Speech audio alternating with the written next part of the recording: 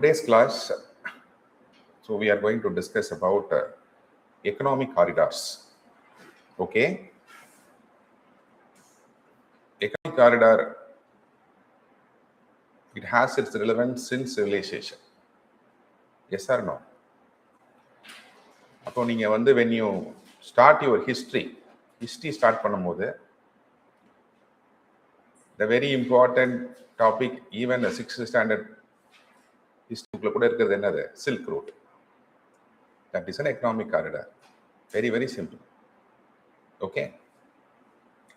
அப்போ why economic corridor is very important? அப்போ வந்து economic corridors means production and distribution. Yes or no? Export and import. It is a trade between two countries. Yeah, or you can align the trade route connecting multiple countries. இந்த மாதிரி இருக்கிறதுனால தான் வந்து பாத்தீங்க அப்படின்னா you have an integrated world. அப்போ economic corridor குள்ள என்ன இருக்குன்னா you have politics also. Politics இருக்கு. See, in political science, what compelled one country to accept the territorial sovereignty of other country?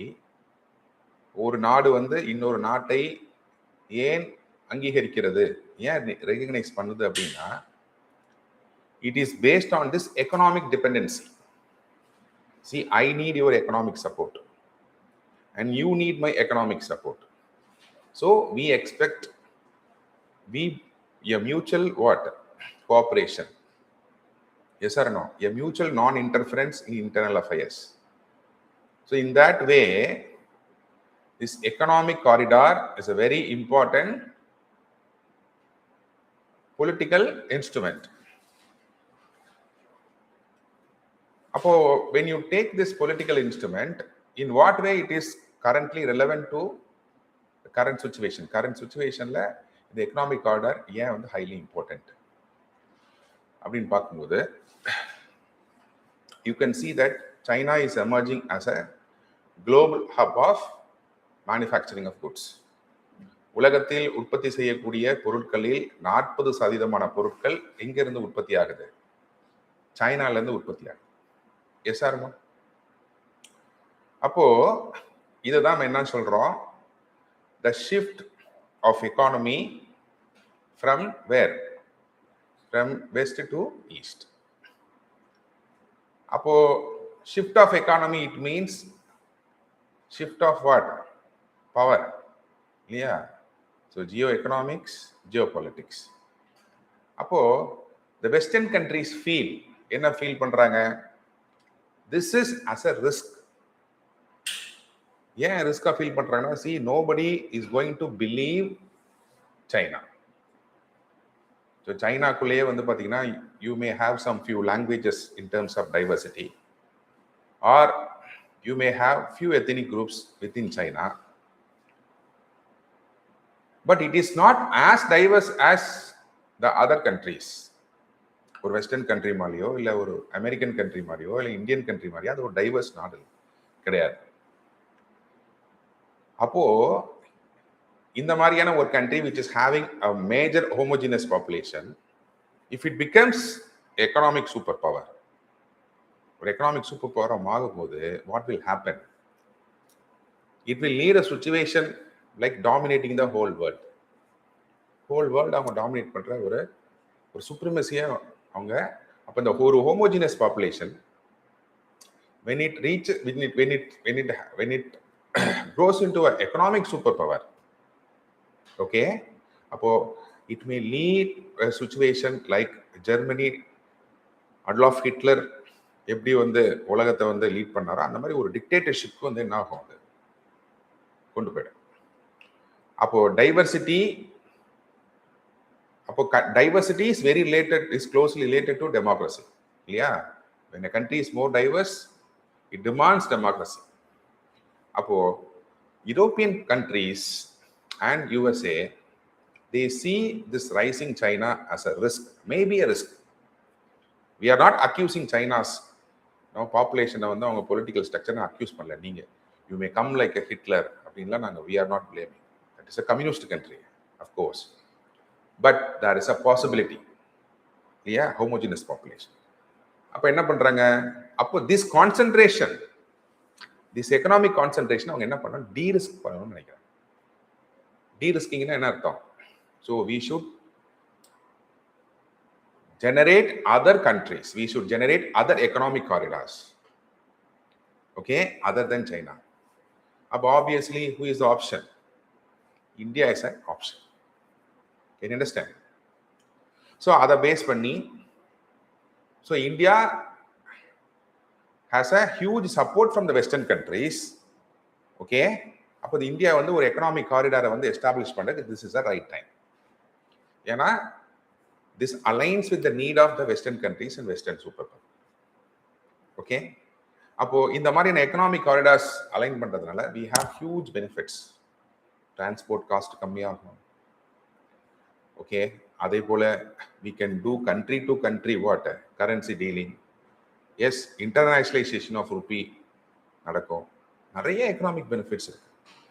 Apart from exporting more, apart from generating more employment, in terms of economy, we have what? Huge benefits. Okay, so in that way, so we are going to discuss 3 economic corridors. One is India, Middle East, Europe economic corridor. அடுத்தது India, North South economic corridor. இன்னொன்று வந்து connecting the East, Kalladan project. Okay, via Myanmar up to the southeast. 3 economic corridors are major economic corridor.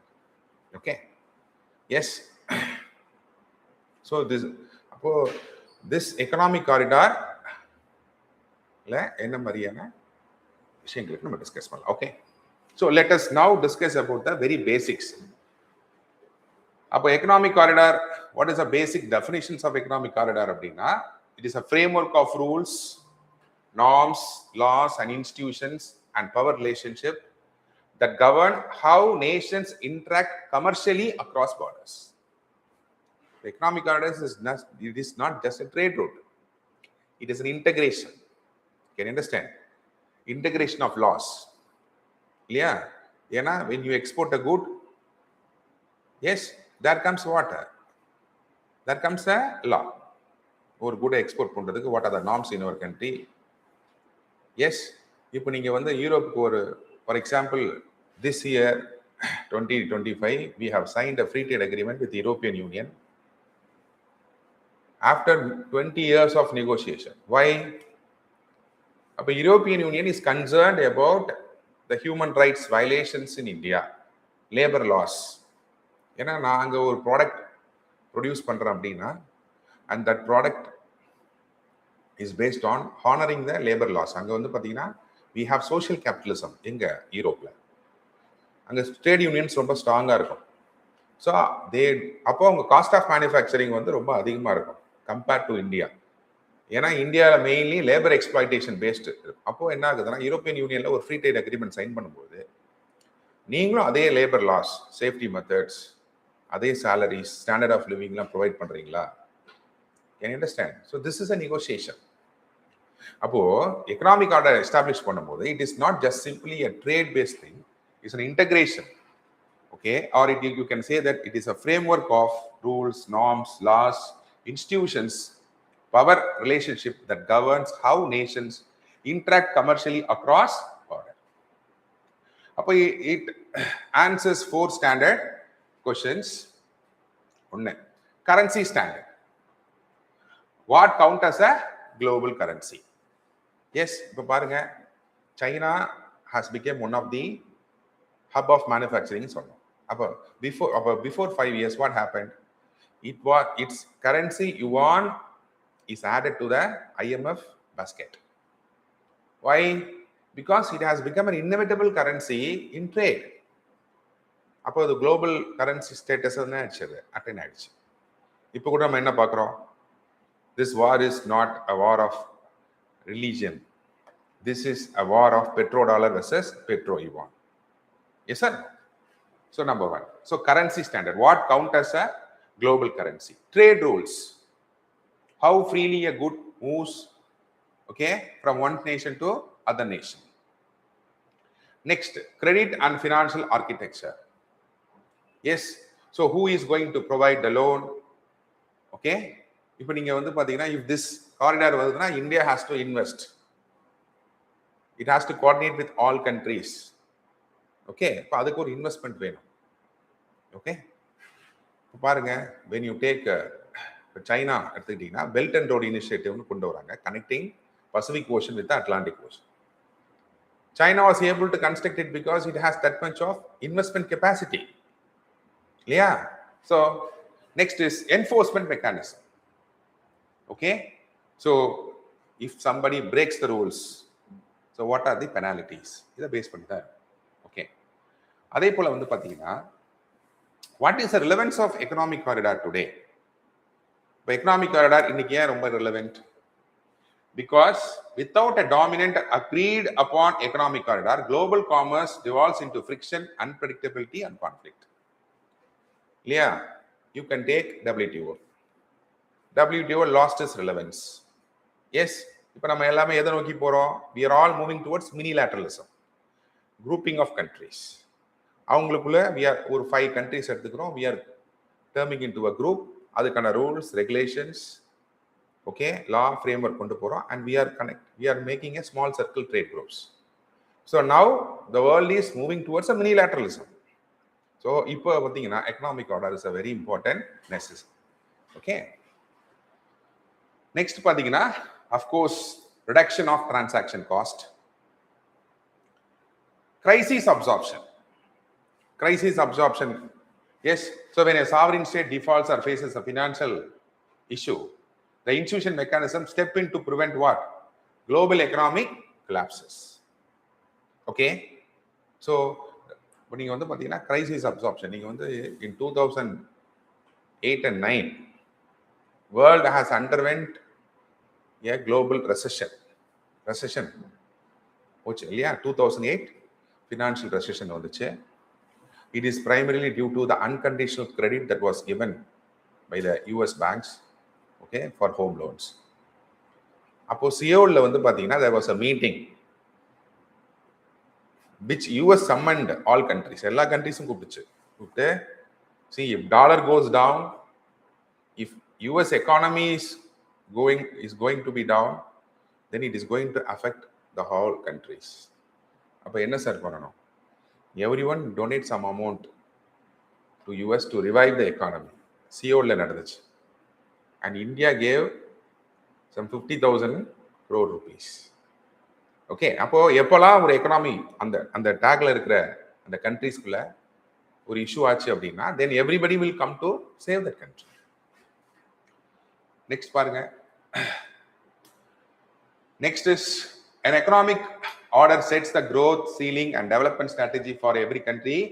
அப்போ when these countries got integrated, access to capital, access to technology, it get exposure to external shocks வந்து என்ன ஆகும்? கம்மியாகும். Yes, and the nation is excluded or sanctioned out of dominant order. Okay, இப்போ நீங்க வந்து ஒரு விஷயத்தை யோசிக்கலாம். ஈரான் எடுத்துக்கோங்க. Iran was able to face US. How it happened? ஏன்னு கேட்டீங்கன்னா Iran is continuously facing global sanction. Global sanction கூட continuous global sanctions face பண்ணுது. And many countries they have shut down their relationship. Even India has zeroed its exports and import relationship with Iran. But Iran, how it survived? அப்படின்னா with trade agreement with whom? China. You supply all necessary manufacturing basic raw materials ஈரானுக்கு அனுப்புங்க. Instead of paying in money, I will send what? Oil. கிட்டத்தட்ட பாத்தீங்கன்னா until before this war, Iran has supplied $14 billion worth of oil to China. And China அதுக்கு தகுந்த மாதிரி goods manufactured goods யாருக்கு கொடுத்திருக்காங்க? Iran. Imagine how a relationship between two countries shields itself from the other sanctions. Okay, பாருங்க, அப்போ Jio economic ஐசோலேஷன்ல இருந்து நீங்க என்ன பண்ண முடியும்? You can escape. And of course, as I said, it is a political instrument. Okay? Yes. அப்போ constantly இந்த மாதிரியான நிறைய ஃப்ரேம் ஒர்க்ஸ் உருவாகிருக்கு. After World War II, IMF, World Bank, இது எல்லாமே டிசைன்டு பை யுனைடெட் ஸ்டேட்ஸ். அதுக்கு ஏற்ற மாதிரி எக்கனாமிக் இன்ஸ்ட்ருமெண்ட் ஷிஃப்ட் உங்களுக்கு தெரியும். நெக்ஸ்ட் சைனா வந்து என்ன டெவலப் பண்ணியிருக்கு? Belt and Road initiative develop பண்ணியிருக்கு. Likewise India also developed. So in that way the first economic corridor that what we are going to discuss is the India, Middle East, Europe economic corridor. இன்னைக்கு தான் இதை நம்ம பார்க்க போறோம். Yes. So why it is important? This was constantly in news because of the geopolitical tension happened near what? Strait of Hormuz. Yeah, that area has now become a contentious area. அந்த வழியா போகாதீங்க. Yes or no? That is highly insecure area. அப்போ இதுக்கான alternative strategies என்ன? Yes, India, Middle East, Europe economic corridor, it is going to integrate European country as well as the Middle East country and US. Okay, so it's a huge fortune for India. So in the US-Iran warல, and the complexity of insecurity happened in the Strait of Hormuz, this corridors has occupied a newsla. Let us see the basics. Appo what is the key facts? Number one, எப்ப இது launch பண்ணாங்க? It was launched on the sidelines of the G20 summit in New Delhi. New Delhi la தான் G20 summitல கொண்டு வந்தாங்க. So who announced it? Who is backupping it? அப்படின்னு பார்த்தா, the Partnership for Global Infrastructure and Investment. Okay, இந்த அமைப்பு இருக்கு இல்லையா, this organization, it is a subunit of what? G7 countries. You all know the G7 countries. They are the richest countries. US, Canada, yeah, Germany. இவங்களாம் தான் G7 countries. So இந்த richest countries எல்லாமே என்ன feel பண்றாங்க அப்படின்னா, we need to divert our imports, diverts our trade apart from China to other countries. அதுதான் நம்ம என்ன சொல்றோம்? De-risking அப்படின்னு சொல்றோம். So China is now emerging as a global hub.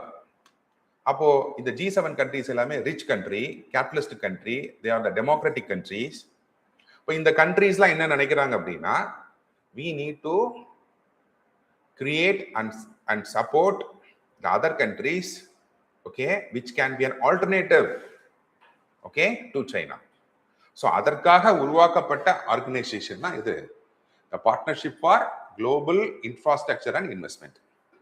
So இதுதான் நம்மளுக்கு என்ன கொடுக்க போகுது? கேபிட்டல் சப்போர்ட் கொடுக்க போகுது. So this India, Middle East, Europe economic corridor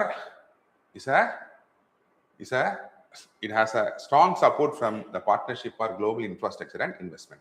So இதுல இருக்க கண்ட்ரீஸ்ல என்னென்ன? ஸோ இதுல வந்து பாத்தீங்கன்னா you have some route.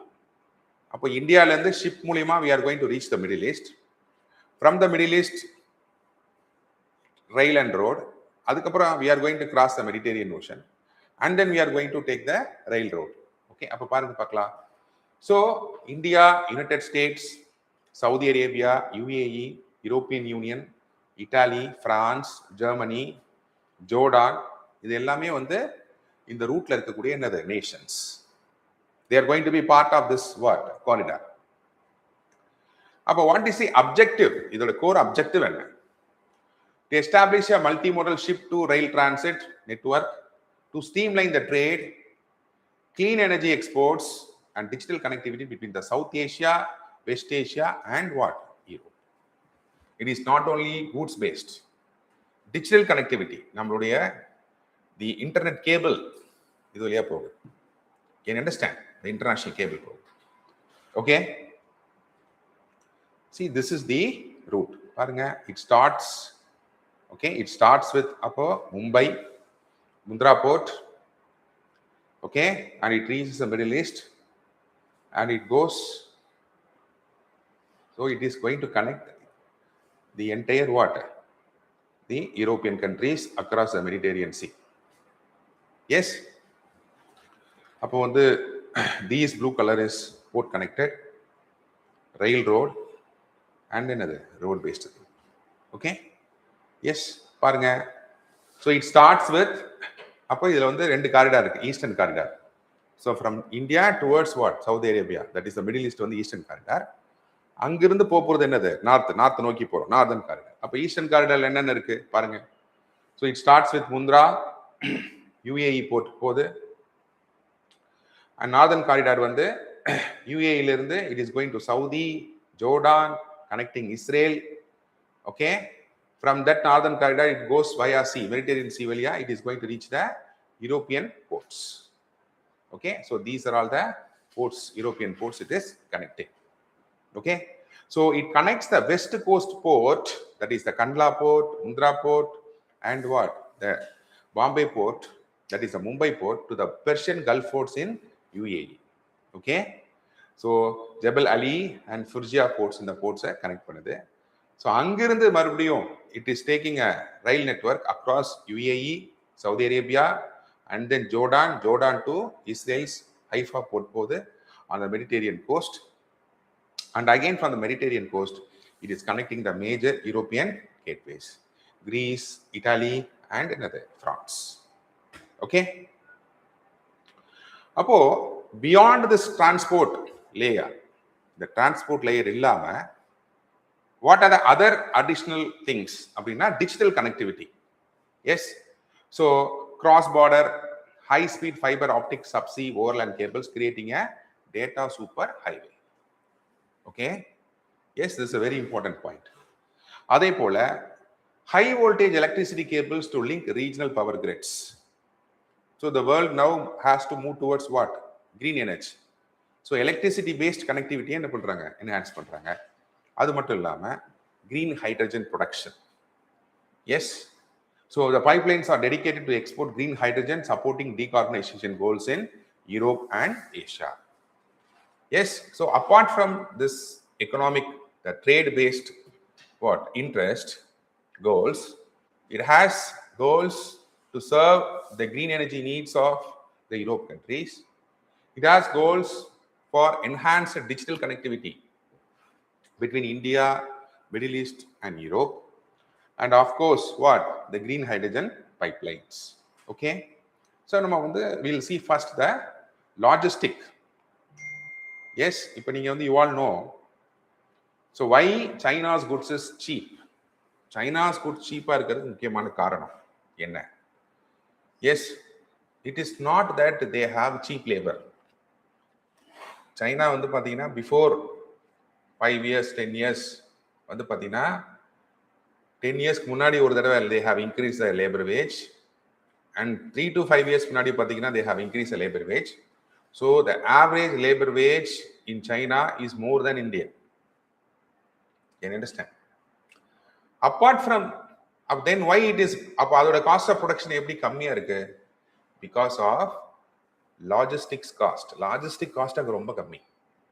Yes, for example, when you take in India, if you want to unload and load a ship in the port, it may take some 2.5 days. It happens in 8 hours in Chinese port. So aduketha mari the rent will come down. Yes or no? Logistic cost will come down. So manufacturing hub la irundhu vandu pathina, it will directly connect to the port. Adukana rail network irukum. See, overall in the logistics network irukkiya, that connect actually brings the cost down. Yes, அப்ப பாருங்க. So they expected to cut the transit time. அப்ப time உங்களுக்கு கம்மியாகுது, 40% time கம்மியாகுது. When the time gets reduced, transport cost also என்னது reduced. அப்ப what is the, இதுல என்ன இந்தியாவுக்கு பெரிய பெனிஃபிட்? அப்ப இந்தியாவோட பெனிஃபிட் என்னன்னா, Indian goods will be much cheaper in the international market. அப்படிதானே? Yes or no? அப்ப transit cost தான் கிட்டத்தட்ட, for example, when you see any industries speaking, they say that, see, I can work 24/7 within my compounds to manufacture the goods at the very best quality at very cheaper cost. But where actually the cost is அப்படின்னு பார்க்கும்போது, it is a logistic cost. அதனால தான் GST எல்லாம் கூட கொண்டு வந்தாங்க, logistic காஸ்ட்டை கம்மி பண்ணணும் அப்படின்ட்டு. எஸ், பட் அப்போ the point here is If you want your goods of Indian goods to be competitive in international market la unga goods competitive ah irukkuna, you have to work on the logistic cost, and this corridor is going to serve that purpose. Appo when you have this transportation cost reduced by 30%, so Indian goods will be competitive in international market. Yes or no? Next பாருங்க. Next is choking points. உங்களுக்கு எல்லாம் தெரியும், you have traffic. Yeah. So அப்ப when you take Suez Canal பாத்தீங்கன்னா huge traffic இருக்கு. அப்போ when you take Strait of Hormuz அங்கேயும் traffic அதிகம். இப்போ it becomes what, a geopolitical சென்சிட்டிவான ஜோன் ஆயிடுச்சு அது. And Babel Mandip this route வந்தது. அப்போ இது எல்லாமே வந்து highly வந்து vulnerable to what, maritime bottlenecks. So they become geopolitically sensitive zones. Yes, high traffic இருக்கு Suez Canalல.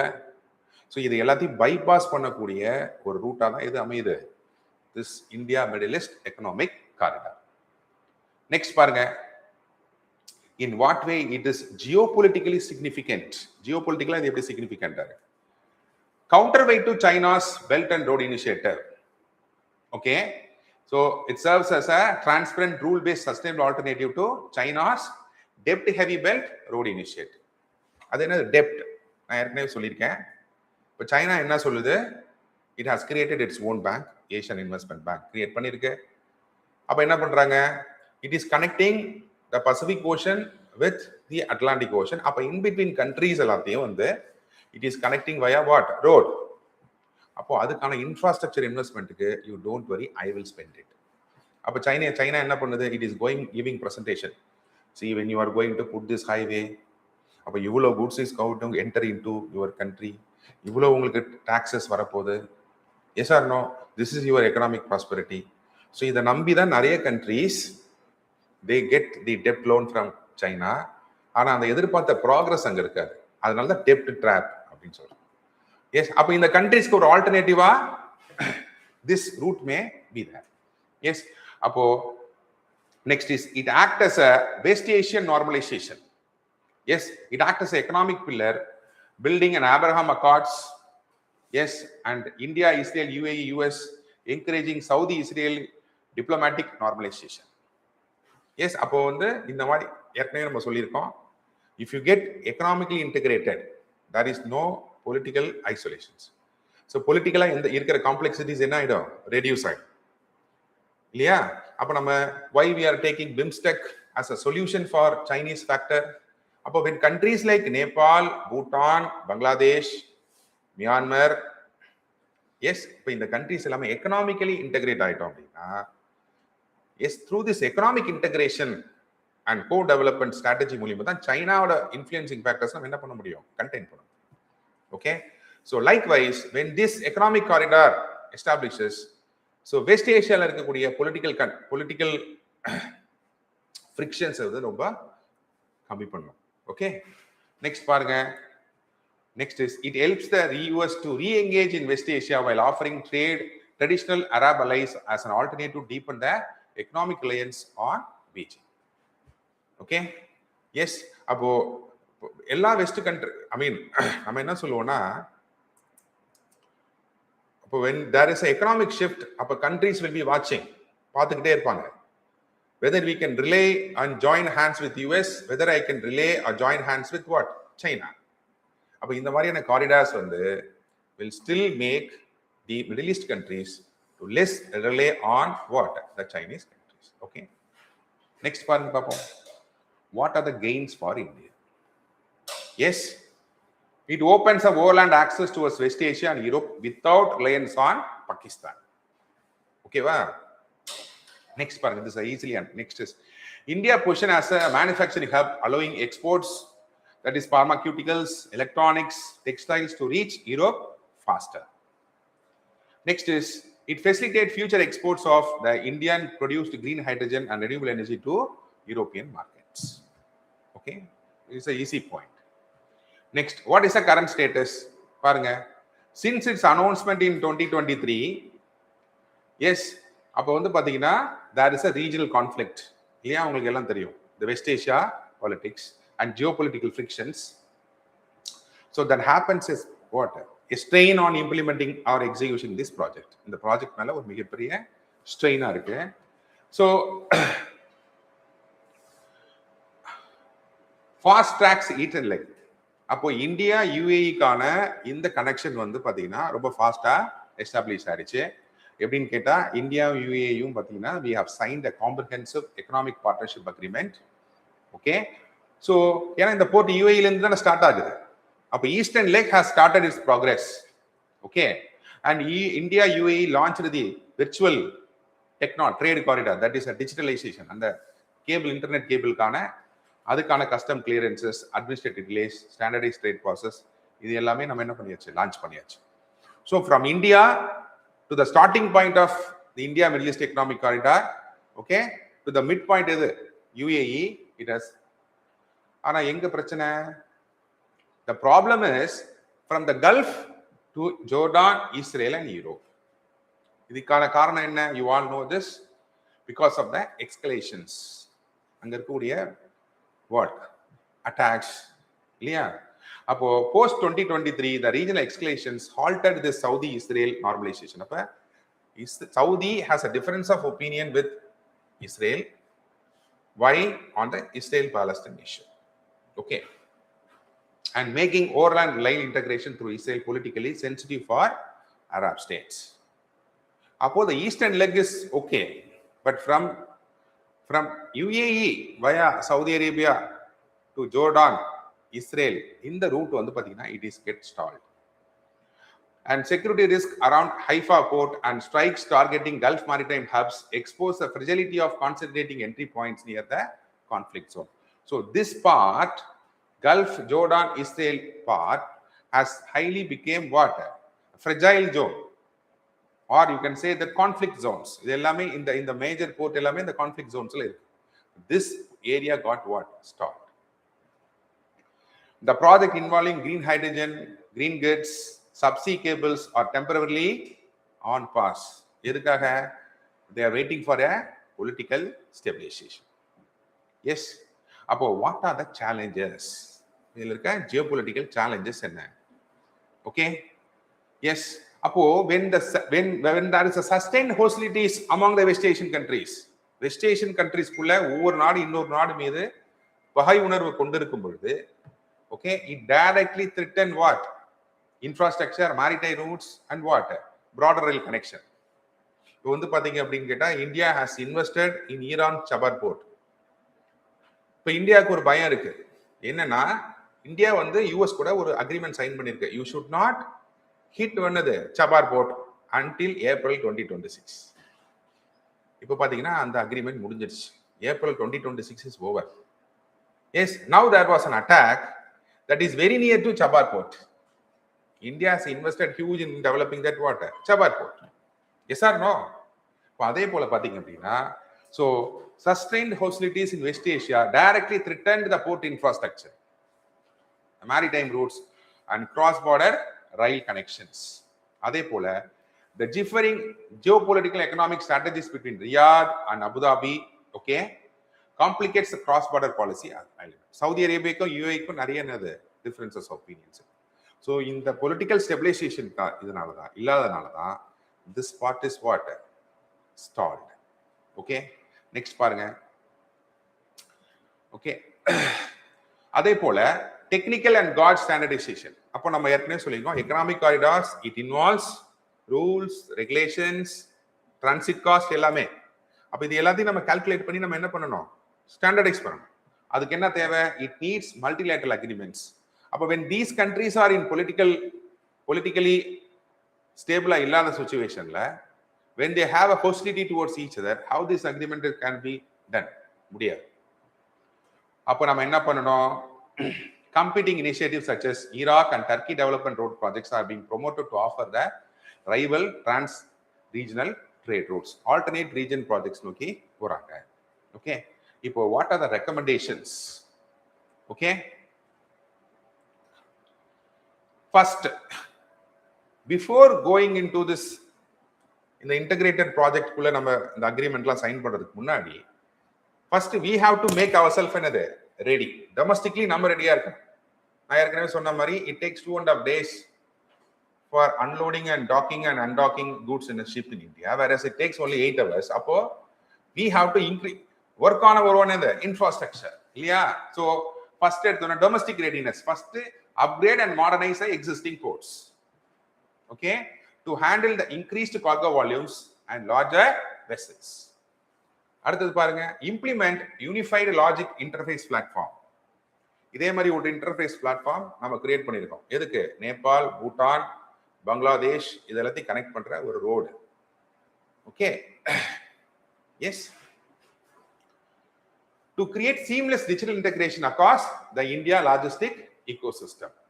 ஓகே, ஒன் டேகை போட்டு நீங்க அனுப்பிட்டீங்கன்னா எந்த இடத்துலையும் கூட்ஸ் என்ன பண்ணக்கூடாது, வெரிஃபிகேஷனை நிற்கக்கூடாது. ஸோ அந்த மாதிரி you have to develop a unified logistic interface platform. So this is with respect to what? The port expansion. Next என்ன பண்ண போறோம்? ஸோ இதுல we are going to create some flexibility. Yes பாருங்க, develop alternate maritime routes via Oman to bypass potential choking points. அப்போ நம்ம from Mumbai it is going into where? It is entering UAE. UAE எங்க இருக்கு? Strait of Hormuz பக்கத்துல இருக்கு. That is a highly fragile area. நான் என்ன பண்றேன், இந்த பக்கம் பாத்தீங்கன்னா ஓமன் இந்த பக்கம் ஃப்ரீயா தான் இருக்கு. ஓகே, அப்போ I am going to develop an alternate maritime route via Oman to bypass the potential choking points and reduce dependency on a single corridor. Next பாருங்க, explore alternatives pathways through Egypt to circumvent this Suez Canal congestion and geopolitical risk.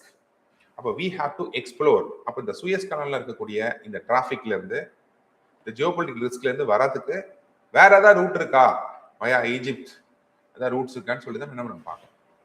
Okay, next is institutionalisation. அப்போ இது எல்லாத்தையும் செய்யறதுக்கு if you want to sign this multilateral agreement, if you want to sign the coordinated, இந்த எல்லா projects board, road, ரயில் இது எல்லாத்தையும் coordinate பண்ணி இதை டெவலப் பண்றதுக்கு we need a institution dedicated to that. அப்போ எல்லா கண்ட்ரிஸ் சேர்ந்து they need to form what? Establish a permanent dedicated body to coordinate with respect to the partner nation, manage disputes and ensure project continuity. Next பாத்தீங்க அப்படின்னா harmonize the custom procedures and digital documentation.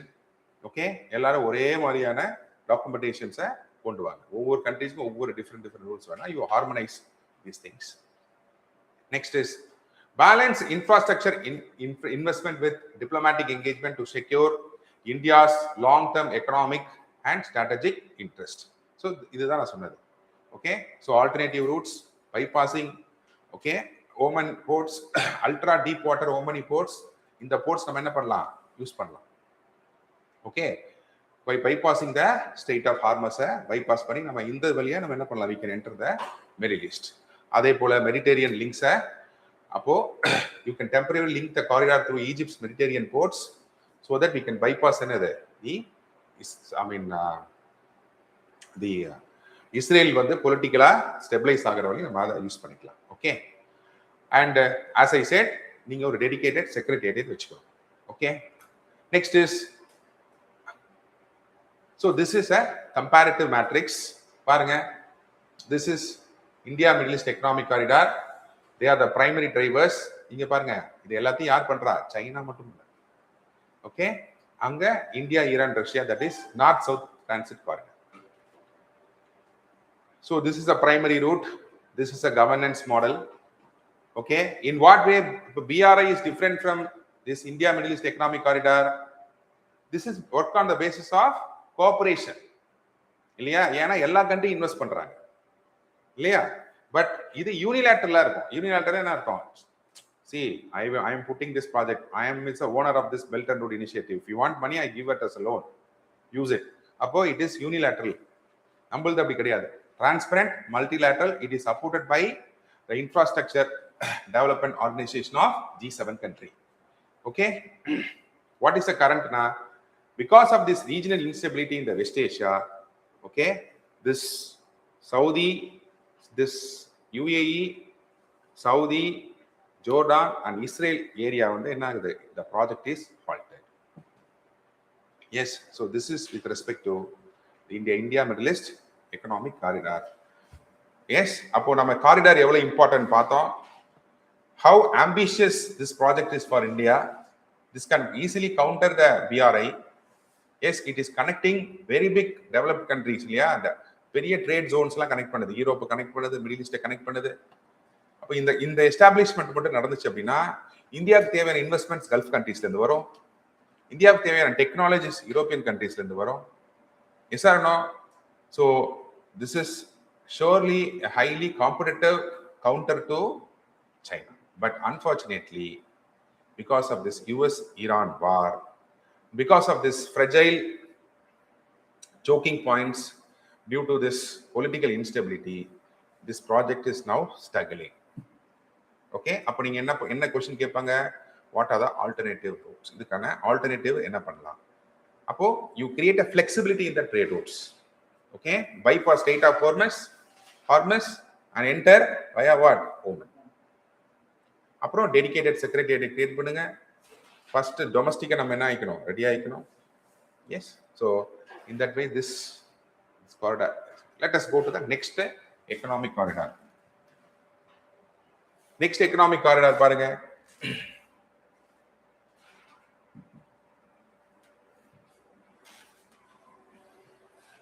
This is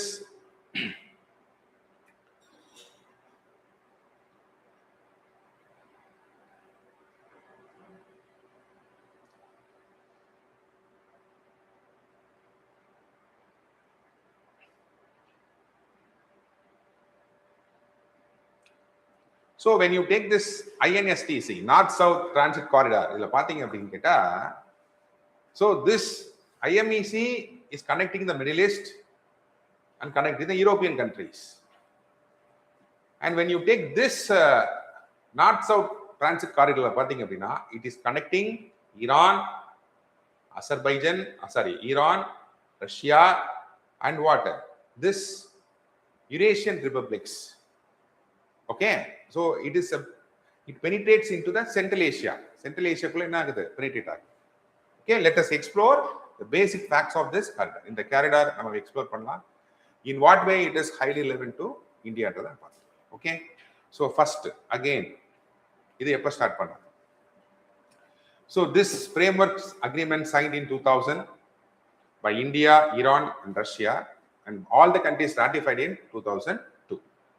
Okay, இப்போ இந்த project என்னது, again ship, road and rail 7200 kilometres நம்ம என்ன பண்ண போறோம், connect பண்றோம். ஓகே, அப்போ எப்படி கனெக்ட் பண்ண போறோம், எங்க இருந்து எங்க கனெக்ட் ஆகுது? அப்போ பாத்தீங்க அப்படின்னா இட் ஸ்டார்ட்ஸ் இப்போ நார்தர்ன் டெர்மினஸ், நார்த் சைடு பார்க்கலாம். இப்போ நார்த் சவுத்னா என்ன அர்த்தம், நார்த் ஈரான் இந்தியா கனெக்ஷன் தான் என்னது, சவுத். எஸ், அப்போ நார்த்ல from Russia versus Azerbaijan, okay, Kazakhstan, Turkmenistan. Southern terminus என்னது, Iran and Indian ports. Okay, பாருங்க இதெல்லாம் வந்து இப்போ when India has a very strong, Kazakhstan பாத்தீங்கன்னா it has one of the largest deposit of uranium, and Central Asia is a land of what, minerals, land of energy, natural gas அவ்வளவு இருக்கு. Okay, அப்போ when we get connected to this, imagine the scope of India's economy. இந்தியாவுக்கு எவ்வளோ opportunities இருக்கு. இந்தியாவுடைய manufacturing goods போகும், IT connect பண்ணலாம். Yes or no? அங்க நமக்கு தேவையான என்னது, எனர்ஜி ரிசோர்சஸ் நம்ம எடுத்துக்கலாம், fertilisers, minerals, highly rare minerals like uranium நம்ம என்ன பண்ணலாம், கசகிஸ்தான்ல வாங்கலாம். கசகிஸ்தான் தான் world largest deposit of uranium. And of course our traditional supporter யாரு, ரஷ்யா. ரஷ்யா கூட நம்ம என்ன பண்றோம், கனெக்ட் ஆகும். Okay, so this is this. So this connecting Russia, Central Asia and what, India. So what is the efficiency? Again it reduces the transit time by 40%. Yes, அப்போ 40 to 45 days ஆகிற ஒரு trade root வந்து we can complete என்னது 20 to 25 days. So அப்போ the entire cost என்ன ஆகுது, cut ஆகுது. So அதுக்கான வெஹிக்கிள் ரெண்ட்டு, எனர்ஜி காஸ்ட் எல்லாமே என்ன ஆகுது, கட் ஆகுது இல்லையா? when you take a train that takes 45 days to come and reach you, when it reaches in 20 to 25 days, the entire freight என்னது, freight cost, transport cost என்ன ஆகுது, cut ஆகுது. Yes, how much? 30%. அதே போல it is an alternative to the traditional route via another Suez Canal. அப்போ Suez Canal வழியா தான் நம்ம மிடில் ஈஸ்ட் ரீச் பண்ற சிச்சுவேஷன்ல சென்ட்ரல் ஏசியா ரீச் பண்ற சிச்சுவேஷனை பைபாஸ் பண்ணி we are entering into what Central Asia via this Chabar port, that is India, Iran, Azerbaijan, Kazakhstan, Russia route. Okay, அப்போ transit cost cut ஆச்சுன்னா again as we said in the last economic corridor சொன்ன மாதிரி நம்மளுடைய குளோபல்ல நம்மளுடைய competitive price என்ன இருக்கும்? Yes, our goods will be highly cheaper. ஏன்னா நம்ம லாஜிஸ்டிக் காஸ்ட் என்ன ஆகுது? கட் ஆகுது. அப்போ what are the member countries? Azerbaijan, Armenia, Belarus, Kazakhstan, Kyrgyzstan, Tajikistan, Turkmenistan, Turkey, Ukraine and Oman. Okay, இவங்கலாம் members willing to join this point. Next, what is a geopolitical and strategic autonomy? Iran is very close to India.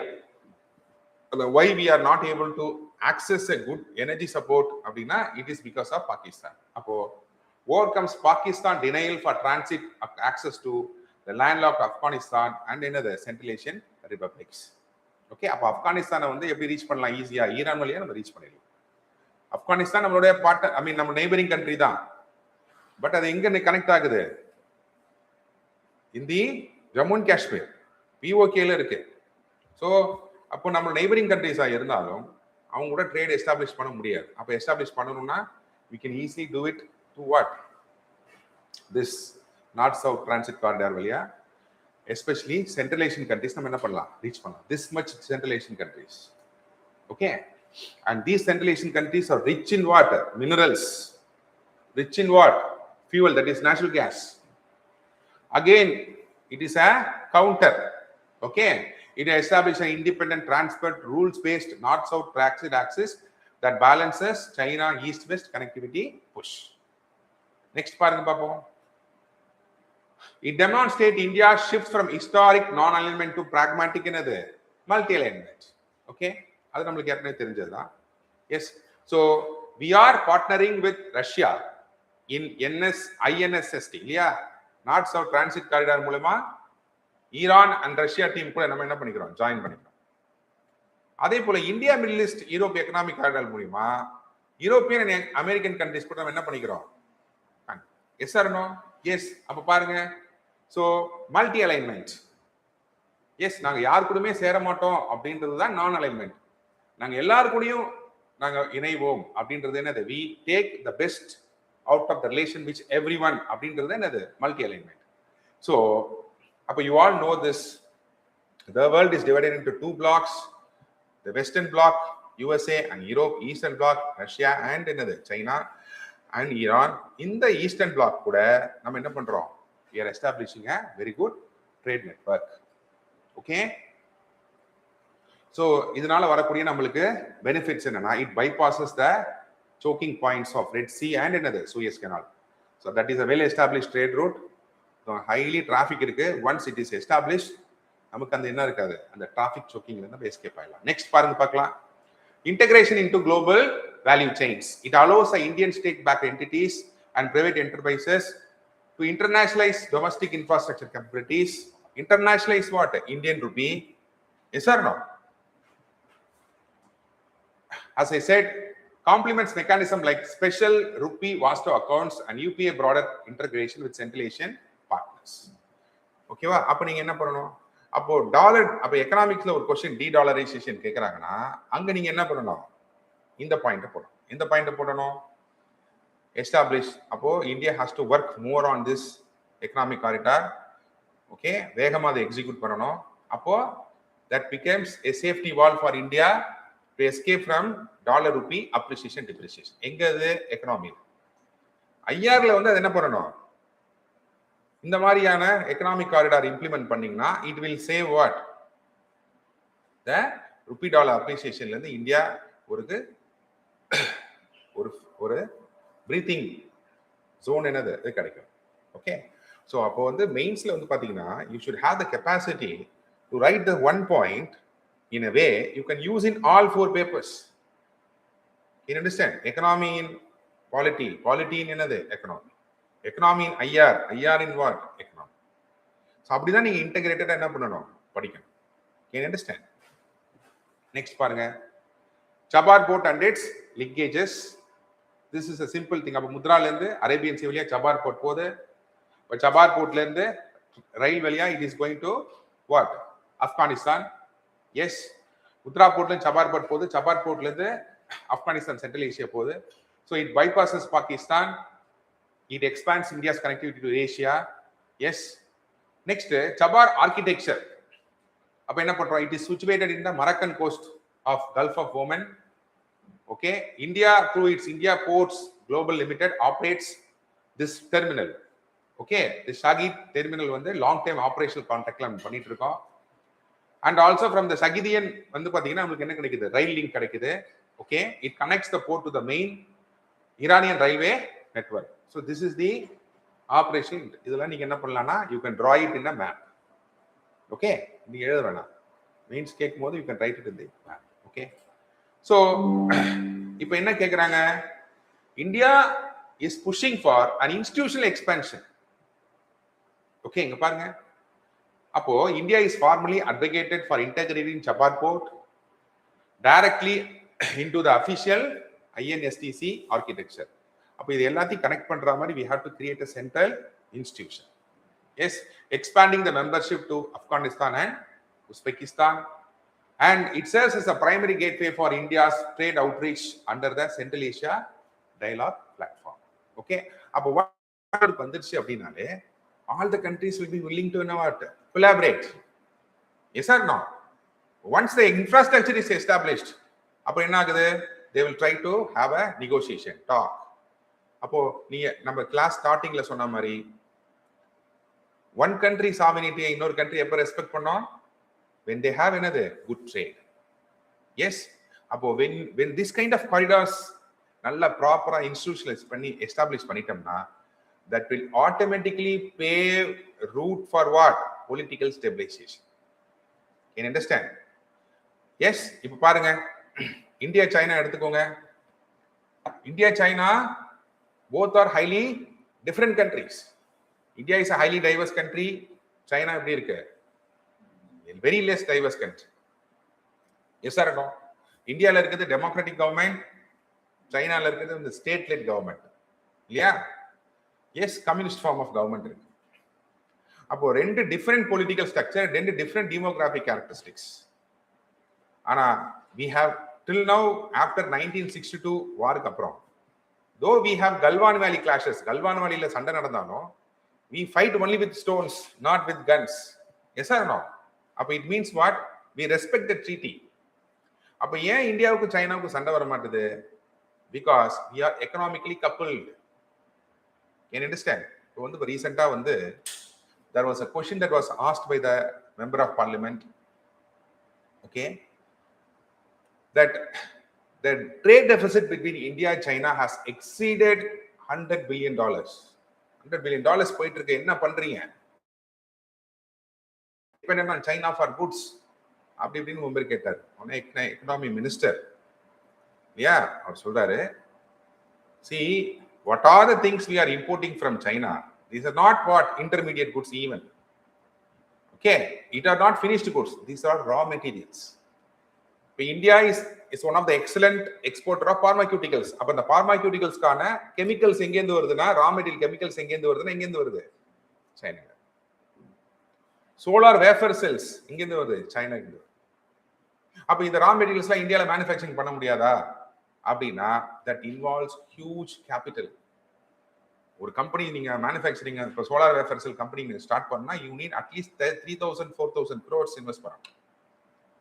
S, அப்போ what makes India China, அப்போ India China ஏன் enemy இல்லைன்னு சொல்றோம்? India China is a competitor. We are not an enemy because we have economic integration. India is a very important customer to whom? China. நீங்க பாத்தீங்கன்னா you know the Galwan Valley clashes happened. அது எந்த பீரியட்ல? Corona பீரியட்ல நடந்துச்சு. S, அப்ப என்ன நடந்தது அப்படின்னா இந்தியால வந்து we lack என்னது ஆக்சிஜன் சிலிண்டர்ஸ் இல்ல இல்லையா? அப்ப அந்த ஆக்சிஜன் கான்சென்ட்ரேட்டர் அந்த கெமிக்கலை வந்து on one side you have Galwan clashes, on other side the Chinese people companies are working day and night supplying oxygen concentrated fuels எங்க? To India. அப்ப இந்தியாவும் சைனாவும் ரொம்ப கிளியரா இருக்கு. See, that is a border dispute problem. Let the commandant of India and the commandant of China, they let them come with the maps and agreements, let them talk with each other. You should not confuse that with where economic trade. Can you understand? So in economic integration, it paves a greater platform for what? Political stabilization and world peace. Okay. Next பாருங்க, core implementation. இப்போ இதுல என்ன problem அப்படின்னா, Western sanctions. Yes, Iran was sanctioned by whom? Russia. I mean, USA. Russia sanctions face பண்ணுது எதனால? Western countries and US நால. அப்போ the Western sanctions on Iran and Russia create banking, insurance and Western and investment hurdles.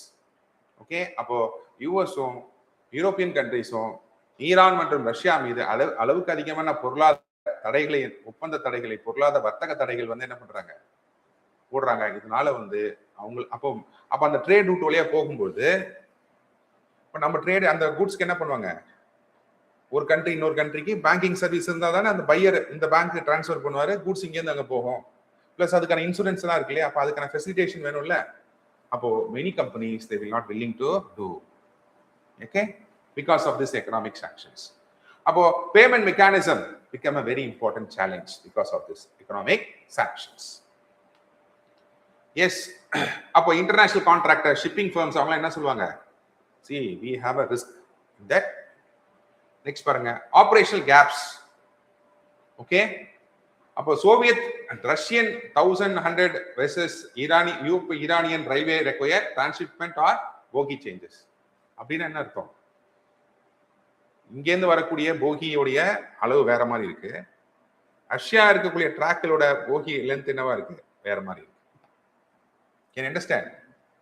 S, அப்ப ஈரான்ல இருந்து ரஷ்யாவுக்கு வந்து train போகலாம், பட் அதோடைய வீலோட லென்த் ட்ராக்ல போறதுன்னு டிஃபர் ஆகும். அதுக்கு நீங்க எக்ஸ்க்ளூசிவா என்ன பண்ணணும், போகிஸ் ரெடி பண்ணணும். Okay, next is Iran Azerbaijan அவங்களுக்குள்ள டாக்ஸ் இன்னும் கம்ப்ளீட் ஆகல, அதனால western leg connectivity it is getting struggling. Lack of standardised digital documents and customs harmonisation. அப்போ இந்த கண்ட்ரீஸ்குள்ள இருக்கக்கூடிய கஸ்டம்ஸ் கிளியரன்சஸ் எப்படி இருக்கணும், ஹார்மனைஸ்டா ரூல்ஸ் அண்ட் ரெகுலேஷன்ஸ் கிரியேட் பண்ணியிருந்தா தான் இங்க இருக்க கூட்ஸ் வந்து எந்த தலையாம வேகமா எனக்கு ரஷ்யாவுக்கு போகும். அது எல்லாமே என்ன, stagnate. And what are the other geopolitical frictions that is stalling this corridor project? Armenia Azerbaijan tensions that threatens the western route stability and transit safety. அதே போல Iran Azerbaijan diplomatic strains impact the bilateral rail and road cooperation. Turkey's competing interests in the region create additional friction. இப்போ வந்து you all know this, Turkey என்னது, Turkey was once upon a time it was Ottoman Empire. They were the Muslims religious. அப்போ முஸ்லிம்ஸ்க்கான ஒரு ஹெட்டா யார் இருந்தா, Ottoman empire இருந்தது. அதுதான் இப்ப டர்க்கியா இருக்கு இல்லையா. அப்போ Ottoman empire was something like a leader for all Muslim nations of the வேர்ல்டா இருந்தது. எஸ், இப்போ who is the leader for all Muslim nation? It is Iran now. Yes or no? எப்படி சொன்ன மாதிரி தான், how you can project yourself as a leader? Iran stands against Israel, stand against USA on Palestinian issue. வேற எந்த முஸ்லிம் countries இந்த territorial violation of territorial சாமியை எழுதி நிக்கிறாங்க? யாருமே. யார் அந்த ஜீனோசைடை வந்து கண்டம் பண்றாங்க இல்லையா? அப்ப இஸ்ரேலுக்கு அப்போனண்டா ஒர்க் பண்ற ஹெஸ்புல்லா, ஹமாஸ், இவங்களுக்கெல்லாம் ஃபண்ட்ஸ், ஹவுதீஸ்க்கு இவங்களுக்கான ஃபண்ட்ஸ் எல்லாம் யார் கொடுக்குறா? ஈரான் கொடுக்குறாங்க. அப்ப Iran by working on this, அப்ப நான் ஏற்கனவே சொன்ன மாதிரி இஸ்ரேல் பாலஸ்தீன் இஷ்யூ எப்படி ஆயிடுச்சு அப்படின்னா, it is a prestige issue for US to leverage itself as a leader in West Asia, and it is also an opportunity for Iran to establish as a leader among the Muslim nation. புரியுதா? I am the thala. Yes or no? It is not this Turkey. அப்போ Turkey என்ன ஆகுது? Once upon a time it was a leader. So because of that, Turkey was not cooperating. Okay. Next பாருங்க பாப்போம். What are the crises? Regional conflicts determine the maritime shipping. Okay, piracy. Yes, the Gulf of Aden and Red Sea spillover impacts what? The southern maritime lake. Okay, அதே போல incidents high risk zonesனால insurance யாரும் கொடுக்க மாட்டாங்க. இதெல்லாம் பார்த்தாச்சு. Next is third party sanctions. The western countries வந்து Iran and Russia மேல இருக்கக்கூடிய sanctions. Okay, infrastructure missing links. ஏற்கனவே சொன்ன மாதிரி அசர்பைஜான் and ஈரானுக்குள்ள அந்த பேச்சுவார்த்தை நடந்துட்டு இருக்கு. அதனால ரோட் அண்ட் ரயில் லிங்க்ஸ் பெண்டிங்ல இருக்கு. ஓகே, நெக்ஸ்ட் பாத்தீங்க அப்படின்னா what are the way forward பாருங்க பார்க்கலாம். Fast track infrastructure completion. அப்போ India has to ensure the timely capital deployment for equipment upgrades at the Chabahar port terminal. Yes, and it has to complete the Chabahar Zahedan railway. இல்லையா, இப்போ Afghanistan கூட India வந்து அதிகமாக trade பண்ணணும்னா Chabahar port இந்த railway லிங்கை develop பண்ணும். Okay, so அப்போ ஃபாஸ்டா என்ன பண்ணுங்க, கம்ப்ளீட் பண்ணுங்க. நெக்ஸ்ட் பாருங்க, டிஜிட்டல் இன்டகிரேஷன். அப்போ இந்த இப்போ ஒரு கண்ட்ரிக்குள்ள இந்த குட்ஸ் என்டர் ஆகும்போது அங்க வெரிஃபிகேஷன், டாக்ஸ், கஸ்டம்ஸ்னு வெயிட் பண்ணா தென் இட் பிகம்ஸ் மீனிங்லெஸ் இல்லையா. அப்போ we have to integrate it. அப்போ இன்டகிரேட் மட்டும் கிடையாது, we have to digitalise it. Yes or no? So drive the digital integration via unified customs framework, single window clearances, and container tracking platforms, and utilize the multi-alignment to keep the strategic connectivity projects operational. Okay, so these are all some of the things that is related to the India North-South transit corridor.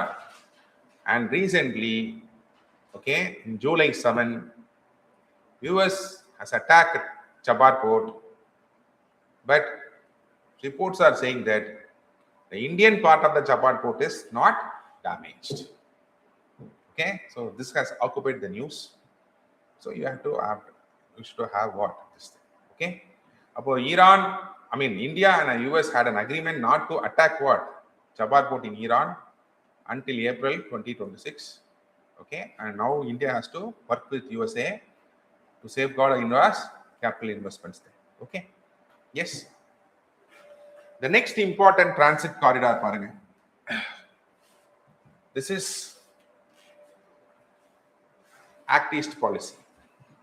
Yes, upon we have seen that the economy has shifted from where?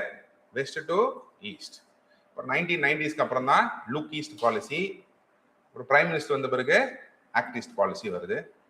S, அப்போ act east policy நம்ம எப்படி பார்க்க போறோம்?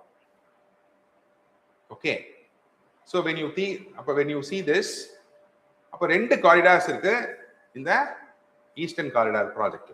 Number one is Kaladan multi modal transit transport project. You are going to connect Calcutta, yes, Sittwe in Myanmar and Palteva in Myanmar and Zorinpyu in what? Mizoram. இது எதுக்காக? To focus on the development of our northeastern states. அப்போ உங்களுக்கு எல்லாமே தெரியும், if India mainland has to connect with this northeastern state, it has to travel at least 2000 kilometers to reach Tripura or Manipur. Okay, so அதுக்கு பதிலா to bypass the Siliguri corridor, you can enter into the northeastern region via what? Myanmar, Sydney port. Okay, that is one thing. So it is going to have connect sea, inland and another road. So what is the aim of this corridor? The aim of this corridor is to access to the landlocked northeast India, Bay of Bengal maritime linkage, reduce the dependency on Siliguri corridor. So this is the aim of this what? Kalladan multi-modal transport project. அடுத்தது பாருங்க, next is trilateral highway. Okay, so when you take Moreh is a very important international market in the border of Myanmar and India. Okay, so from Moreh to Myanmar, from Myanmar to Thailand, it is around 1360 kilometers highway. So இது வழியா நம்ம என்ன பண்ணலாம்? We can connect with the Asian countries. Okay, so what is a very important strategic focus? The strategic focus is Asian countries. Okay, so you can see this. So this is the overall what map. Okay, yes, பாருங்க, from Kolkata we are reaching the Sydney port and we are connecting to Mizoram. So you are bypassing what? Siliguri. So this is exclusively for development of the northeastern states. And another thing is, from here we are connecting up to where? Thailand. Okay, India, Manipur and Thailand. Okay, yes. So இது 1990 Lukis பாலிசிக்கு அப்புறம் அந்த ஒரு very important project. And when you take this Myanmar, it is a only Asian country that is sharing a border with India. So it acts as a bridge to connect India with the Asian countries. நம்ம என்ன பண்றோம்னா, போர்ட்ல இருந்து river கல்லடன் போகுது, அங்கிருந்து this inland road போகுது, then we are connecting to via low link to the Zonpuri border in Mizoram. Okay, yes. Next பாருங்க, so seaport, inland waterway, overland roads எப்படின்னு பார்த்தாச்சு. So it is going to bypass the Siliguri corridor. Yes. Next வந்து பாருங்க, provides India with an operational presence in Sydney port, balancing China's development in this region. அப்ப இந்த மாதிரி connect பண்ணும்போது automatically Myanmar is going to benefit. Myanmar is going to economically integrate with India. அப்ப என்ன ஆகும்? This will balance what? The Chinese influence. அப்ப Myanmar என்ன நினைக்கும்? We need both the countries because economically we are benefiting from India also. Yes sir. அதே போல India, Myanmar, Thailand பாருங்க. This is the route. Okay. From there we can, from Thailand, this மேசேட்ல இருந்து நம்ம எங்க போலாம்? We can go connect with Laos, Cambodia and Vietnam. Okay, you all know this. Vietnam is a very important trading partner with India. முக்கியமான manufacturing sector. இந்தியால இருக்கிற அகர்பத்திக்கான raw materials 15,000 crores இந்தியால agarbatti manufacturing கான market. So all the raw materials are coming from, major raw materials coming from Vietnam. Yes, and Vietnam is also a competitor for what? India. India's competitor is not only China. India's actual competitor பாத்தீங்கன்னா, it is Bangladesh, it is Vietnam. Okay. So India's construction scope. Yes, India is constructing some 774 kilometers. Okay, 4-lane stands create பண்றாங்க. அதுக்கப்புறம் from Tammu to Kaliwa bridges construct பண்றோம். Yes. Next பாத்தீங்க அப்படின்னா, this trilateral highway proposed to extend the highway further to Laos, Cambodia and Vietnam. இதுல என்ன இருக்குன்னா, sub regional projects. நம்ம ஏற்கனவே சொன்ன மாதிரி we have a motor agreement. எதுக்காக? நேபாள், பூட்டான், பங்களாதேஷ், இந்தியாவை நம்ம கனெக்ட் பண்றோம். ஸோ குட்ஸ் வந்து இந்த இடத்துல, இந்த ஜோன்ல வந்து எந்த கிளியரன்ஸஸ்க்கான வெயிட்டிங் இல்லாம, yes it will connect, it will go without any what hurdles or அங்க வந்து பாத்தீங்கன்னா எந்த வெரிஃபிகேஷன்ஸ் இல்லாம ஒன் சிங்கிள் டேக் போட்டீங்கன்னா இட் கேன் ஈஸிலி கூட்ஸ் வந்து வேகமா மூவ் ஆகும். பூட்டான் வந்து இதை அப்ரூவ் பண்ணாம இருக்காங்க because of pollution issue. Okay, so இந்த ப்ராஜெக்ட் குள்ள we are connecting what? BBIN. Okay, it facilitate cross-border passengers and cargo movements in the sub-region. These agreements allow what? Bangladesh also to utilize these ports. Okay, இப்போ பங்களாதேஷ் வந்து பாத்தீங்க அப்படின்னா இந்த இதை வந்து என்ன பண்ணிக்கலாம், இந்த so Bangladesh also can utilize this infrastructure. Okay, அப்ப என்ன ஆகுது? So India is consolidating the entire northeastern region. Okay, next பாருங்க பாப்போம், cost cutting strategy. Okay, so transforms the northeast from a landlocked, அப்ப northeastern region is a landlocked country இருக்கு. இப்போ after independence, after this Bangladesh was created, the GDP of the northeastern states came down from 16% to 10%. அப்போ because of this landlocked factorனால தான் அதோட GDP கம்மியாச்சு. அப்போ now it becomes what? Yeah, gateway for international economic trade hub அவ மாறிடும். Okay, so very important issue of the northeastern state. ஏன் அங்க insurgency வருது? Why they want to go out of India? நிறைய movements ஏன் இருக்காங்கன்னா, they feel that we are underdeveloped. Yes or no? அப்ப அதனால தான் என்ன பண்றோம், look at another northeastern states. அப்போ அதுக்கான ஸ்பெஷல் என்ன பண்றோம், ஸ்கீம்ஸ் கொடுக்குறோம். எஸ், அப்போ these kind of initiatives will sprout what? The development in the northeastern states. Okay, அப்போ again the counter insurgency என்ன ஆகும், கம்மியாகும். When people feel the development, இப்போ டெவலப்மெண்ட்டை ஃபீல் பண்ணும்போது தான் நேஷனலிசம் வரும். For example, you can take the vibrant village program. ஏன் vibrant village program யார் அதை இம்ப்ளிமெண்ட் பண்றா? By the home ministry. அப்ப என்ன பண்றாங்க, ஒவ்வொரு பார்டர் வில்லேஜஸும் if it want to be aligned, அப்போ சைனீஸோட இன்ஃபில்ட்ரேஷன்ஸை வந்து சைனீஸோட இன்ஃப்ளூயன்ஸை நம்ம என்ன பண்ணணும், ஸ்டாப் பண்ணணும் அப்படின்னா we need to facilitate all these border villages with another education, drinking water, scope for employment, development, tourism. அப்போ vibrant village program மூலமா we are investing a lot in these border villages. Why? To feel the nationalism. Appo today's concept is, if you want this nationalism, then people has to feel what? The development. Yes, India is growing, I am also growing. India is developing, I am also what? Developing. Yeah. So this is a very good strategy to contain the insurgencies in what? Northeastern states. Okay. Next is, this act as a very important counter to the China-Myanmar economic corridor. Okay. Yes. Next பாருங்க, it enhances joint border management.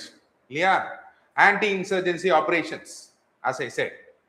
Secures maritime trade lanes, Andaman Sea and Bay of Bengal. இதெல்லாம் நமக்கு தெரிஞ்சதுதான். Next பாருங்க, what are the challenges? What are the challenges இதுல? Number first challenge is, why this project is getting stalled? Because of the ongoing civil war. Okay, Myanmarல வந்து you have this ethnic armed force versus the junta government. They are both fighting. Now 60% of the territory of Myanmar is in the hands of the ethnic armed forces. இல்லையா? Next பாருங்க. So அப்போ ethnic armed groups இருக்கு, cross border insurgencies இருக்கு. This is the very very important causes for this corridor to be getting stalled. அப்போ security instability இருக்கு. And of course you have this terrain. Okay, so heavy rainfall, landslides, road damages ஆகுது. So this makes construction costly. அதே போல economic hurdles. So that area is a green, evergreen forest area. That area receives one of the highest rainfall. Yes, evergreen zone. அப்ப அதெல்லாம் create பண்ண வேண்டும். Next is transnational crime. அப்ப மியான்மர்ல அந்த area வந்து பாத்தீங்கன்னா, you all know that once upon a time British என்ன பண்ணாங்க, they exported opium to China. அப்போ சைனால வந்து பாத்தீங்கன்னா when revolution happened, okay, and அப்போ இந்த செமி இம்பீரியலிஸ்டிக் பிரிட்டிஷோட இன்ஃப்ளூயன்ஸ்ல இருந்து when China became an independent country, அங்க இருக்கிற அந்த ட்ரக் டிராஃபிக்கிங் குரூப் இல்லையா, they all came down and settled in this area. அப்போ today this zone is a very important what? Drug zone. Yes, அப்போ drug trafficking roots இந்த root வழியா வருது. S, so armed weapons, அப்போ drug இருந்ததுன்னா arms வந்துடுது and human trafficking நடக்குது. அப்போ மியான்மர்ல ஹியூமன் டிராஃபிக்கிங் இஷ்யூ என்னது? அப்போ இந்தியாவில் வந்து போஸ்ட் போட்டுறது என்னது, அட்ராக்டிவ் சேலரிஸோட மியான்மர்ல உங்களுக்கு ஜாப் இருக்கு. இதை நம்பி இந்தியன்ஸ் என்ன பண்றாங்க, மியான்மர் போறாங்க. அங்க போனா they have been put in என்னது, house arrest, they are being exploited. Online ஃப்ராட்ஸ்லாம் என்ன பண்றாங்க, எம்ப்ளாய் பண்ணி பண்றாங்க. So this is issue between India and what, Myanmar. Okay, next பாருங்க பார்க்கலாம். Multiple PSUs. So involvement of numerous public sector leads to bureaucratic fragmentation, complex land acquisition delays, interministerial coordination delays. So these are all the bottlenecks. Okay, so that is what we have discussed. Of ethnic armed groups, escalations, climate, security issues. Okay, so this is the summary. Okay, so this is a Calderon multilateral port. So this is the connecting point. This is a trilateral highway. This is the connecting point. So this connecting point is an alternative to what? The BRI. Next paranga, what are the way forward? Okay, so pragmatic ground level diplomacy is needed. Okay, so flexible localized diplomatic dialogue, okay, with the non stakeholders, local communities கூட நம்ம என்ன பண்ணணும், பேசணும். அப்போ இந்த project execute ஆகணும்னா India has to talk with whom? அந்த ஏரியால இருக்கக்கூடிய நம்ம நேத்து பார்த்தோம் இல்லையா, non state actors are controlling what territories. அவங்க கூட இந்தியா பேசணும். Yes, that is what it said. So pragmaticனா அர்த்தம் this is possible. So flexible localised diplomatic dialogue with non state stakeholders. அங்க இருக்க எத்தனிக் அந்த ஆர்ம்டு ஃபோர்ஸஸ் கூட உட்காந்து பேசணும். Local communities and operate the border transit zone to ensure project safety and continuity.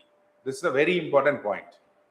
Next பாருங்க, set up a integrated check post for custom clearances. எல்லா transit கார்டுகளும் நீங்க போட்டுருங்க integrated digital clearances, online digital clearances infrastructure நீங்க போடணும். Next is connect the transit entry points to domestic multimodal objects. இப்போ நம்மளோட India PM Gandhi சக்தி industrial corridors கூட இந்த north east இந்த ஹைவே நம்ம கனெக்ட் பண்றது. நெக்ஸ்ட் இஸ் ஏற்கனவே சொன்ன மாதிரி மோட்டார் வெஹிக்கிள் அக்ரிமெண்ட்ஸ். அப்போ குட்ஸ் வந்து வேகமா இந்த கண்ட்ரிஸ்குள்ள போறதுக்காக நம்ம உருவாக்கின அக்ரிமெண்ட். இந்த பூட்டான் வந்து இன்னும் சைன் பண்ணல. பட் அப்போ actually this trilateral motor vehicle agreement between India, Myanmar and Thailand. எப்படி நம்ம பிபிஐஎன்ல ஒரு அக்ரிமெண்ட் கொண்டு வந்தோமோ அதே மாதிரி ஒரு அக்ரிமெண்ட் எங்க கொண்டு வாங்க, இந்தியா, மியான்மர் அண்ட் தாய்லாந்துக்கு கொண்டு வாங்க. எதுக்காக அப்படின்னா this will ensure seamless movement. வேகமா கார்கோஸ் வந்து ஒரு இடத்துல இருந்து இன்னொரு இடத்துக்கு போகும் without offloading at the borders. ஒவ்வொரு பார்டர்ஸ்ல நின்று அதை செக் பண்ணி, ஓகே, டைம் கன்சியூமர் இருக்கிறது போல. Yes, so these are the 3 India's major economic corridors. Now you may have a vision. If these corridors in another 20 years, imagine, இதெல்லாம் successfully implement ஆயிடுச்சு அப்படின்னா India will have a definitely a counter what competition to whom? China. Yes, அப்போ first thing is, அப்போ when you take INSTC and IMEC, India Middle East Economic Corridor, இது என்ன டிஃபரன்ஸ்னா, this is Western Bloc, this is Russia Iran bloc. ரெண்டு பேருக்கும் நம்ம என்ன பண்றோம், corridor use பண்றோம். டியூவல் பாலிசி நேத்தி பார்த்தோம் இல்லையா, நேத்தி பார்த்தது வந்து ஒரு ஆர்கிடெக்சர், அதை யூஸ் பண்ணி நீங்க என்ன பண்ணலாம். ஸோ இந்தியாஸ் டியூவல் பாலிசி நம்ம ஒர்க் பண்ணோம். எஸ், ஸோ அப்போ இதை பேஸ் பண்ணி நீங்க எந்த ஆன்சர் கேட்டாலும் என்ன பண்ணோம், எதை தெரிஞ்சு. Can you understand? Yes.